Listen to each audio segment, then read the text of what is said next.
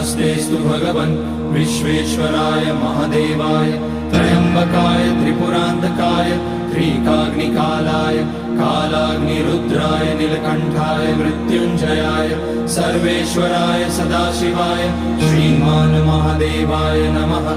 ॐ नमः शम्भवाय च मयोभवाय च नमः शङ्कराय च मयस्कराय च नमः शिवाय च शिवतराय च।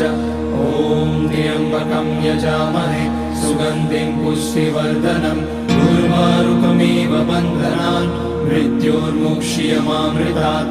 नागेन्द्रहाराय त्रिलोचनाय भस्माकराय महेश्वराय नित्याय शुद्धाय दिगम्बराय तस्मै नकाराय नमः शिवाय।